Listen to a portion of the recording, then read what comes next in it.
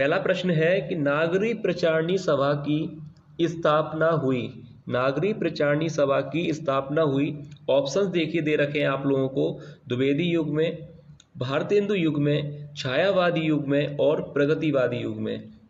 तो देखिए यहाँ पर ऑप्शंस आप लोगों को दे रखे हैं। प्रश्न जो है आप लोगों से पूछा गया है जो कि काफ़ी महत्वपूर्ण है कि नागरी प्रचारणी सभा की स्थापना हुई थी, द्विवेदी युग में हुई थी, भारतेंदु युग में हुई थी, या छायावाद युग में हुई थी, या प्रगतिवाद युग में हुई थी।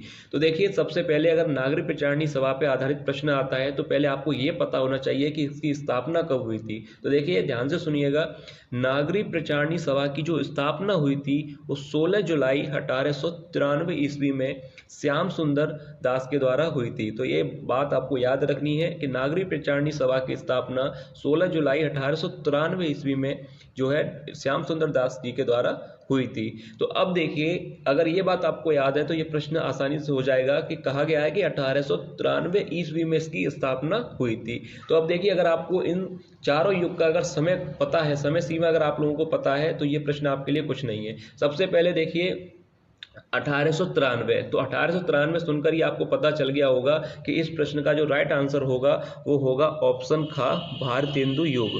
अब भारतेंदु युग ही इसका आंसर क्यों है? क्योंकि भारतेंदु युग की जो समय सीमा है वो आप लोगों को पता है कि 1868 से लेकर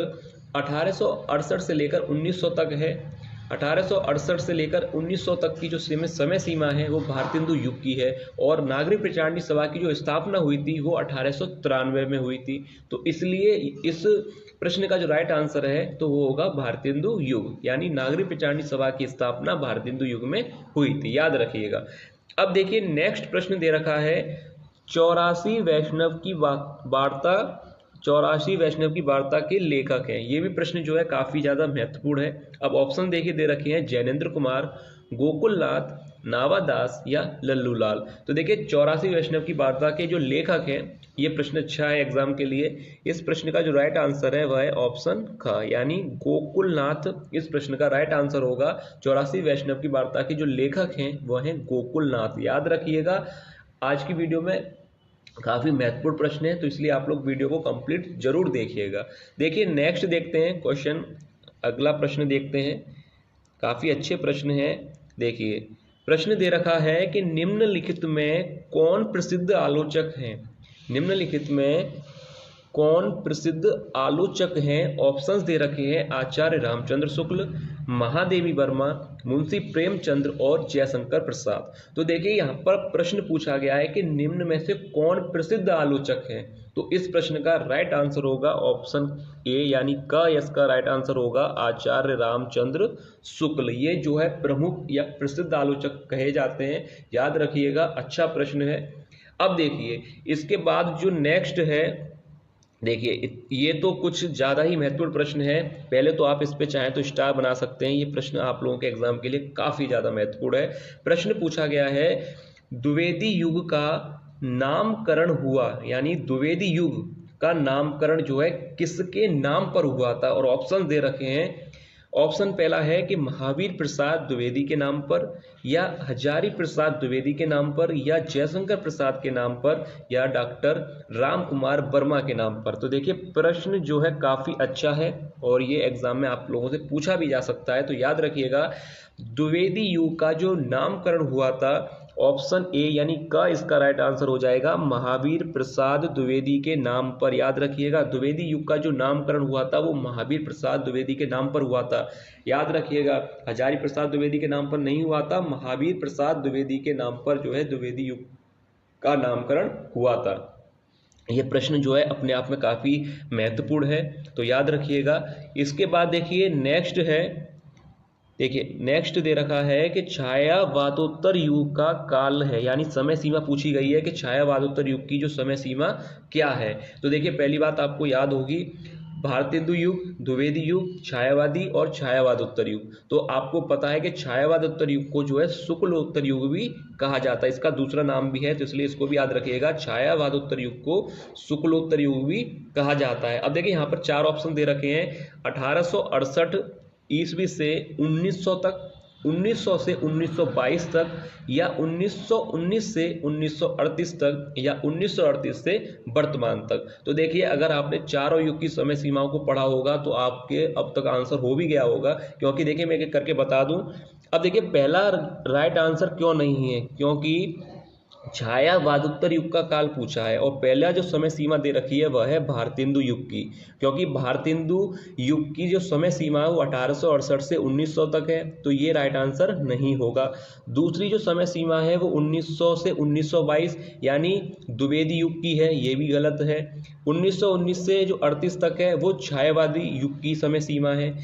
तो अब यहां पर पूछा गया है छायावादोत्तर युग की, तो अब देखिए ऑप्शन घ इसका राइट आंसर हो जाएगा 1938 से वर्तमान तक। इस प्रश्न के जो ऑप्शन दे रखे हैं उसके हिसाब से ऑप्शन जो घ है राइट होगा 1938 से वर्तमान तक। तो याद रखिए छायावादोत्तर युग का जो काल है वो ऊपर की 3 इसलिए नहीं है क्योंकि समय सीमा वो भारतेंदु, द्विवेदी और छायावाद की है। इसके प्रश्न के हिसाब से जो ऑप्शन दे रखे हैं यानी घ इसका राइट आंसर है 1938 से वर्तमान तक, याद रखिएगा। और चाहे तो आप इस पर भी स्टार बना लीजिए, ऐसे ही प्रश्न जो है एग्जाम में पूछे जाते हैं। अब इसके बाद देखिए नेक्स्ट है, अब देखिए कितना अच्छा यहाँ पर प्रश्न दे रखा है, छायावादोत्तर काल के लेखक हैं। ऑप्शंस दे रखे हैं विद्यानिवास मिश्र, आचार्य रामचंद्र शुक्ल, गुलाब राय और डॉक्टर श्याम सुंदर दास। तो देखिए अब यहाँ पर पूछा गया है छायावादोत्तर काल के लेखक के बारे में पूछा गया है, तो ये प्रश्न जो है काफी सिंपल है। ऑप्शन ए यानी क विद्यानिवास मिश्र इसका राइट आंसर होगा, क्योंकि छायावादोत्तर काल के ये प्रमुख लेखक हैं। अब देखिए नेक्स्ट यहाँ पर प्रश्न दे रखा है, ये भी प्रश्न जो है काफ़ी अच्छे हैं, इनको भी अच्छी तरह से समझिएगा। देखिए नूतन ब्रह्मचारी के रचनाकार हैं, नूतन ब्रह्मचारी के रचनाकार हैं। ऑप्शन देखिए 4 आपको दे रखे हैं, सदल मिश्र, बालकृष्ण भट्ट, लल्लू लाल या मोहन राकेश। तो देखिए नूतन ब्रह्मचारी के जो रचनाकार हैं मैं बता दूं आपको, ऑप्शन ख यानी बालकृष्ण भट्ट इस प्रश्न का राइट आंसर होगा। नूतन ब्रह्मचारी के जो रचनाकार हैं वह हैं बालकृष्ण भट्ट, याद रखिएगा, काफी अच्छा प्रश्न है। अब देखिए नेक्स्ट यहाँ पर दे रखा है चारुचंद्र लेख विदा है, यानी चारुचंद्र लेख की मतलब विदा क्या है, कहानी है, उपन्यास है, निबंध है या नाटक है। देखिए 4 ऑप्शन है, कहानी है या उपन्यास है, निबंध है या नाटक है।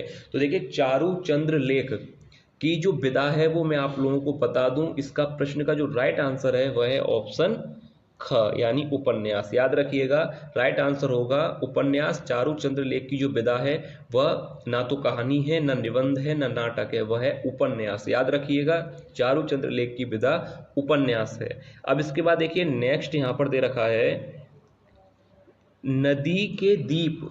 देखिए नदी के दीप किस विधा की रचना है, यहाँ पर फिर पूछा गया है कि नदी के दीप किस विधा की रचना है, यानी वह निबंध है, कहानी है, उपन्यास है या नाटक है। तो देखिए इसको भी मैं बता दूं, नदी के दीप भी उपन्यास है, याद रखिएगा, यानी ग इसका राइट आंसर होगा उपन्यास।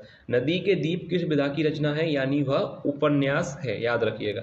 अब देखिए इसके बाद प्रश्न है कि त्यागपत्र विधा की दृष्टि से रचना है, त्यागपत्र विधा की दृष्टि से रचना है।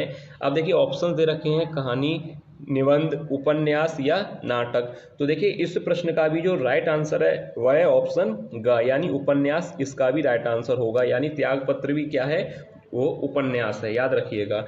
अब इसके बाद देखिए यहाँ पर प्रश्न दे रखा है कि डॉक्टर हजारी प्रसाद द्विवेदी का उपन्यास पूछा गया है, डॉक्टर हजारी प्रसाद द्विवेदी का उपन्यास है। ऑप्शन 4 है त्यागपत्र, भूले बिसरे चित्र, अनाम दास का पोथा और सूरज का 7वां घोड़ा। तो देखिए हजारी प्रसाद द्विवेदी का उपन्यास पूछा है।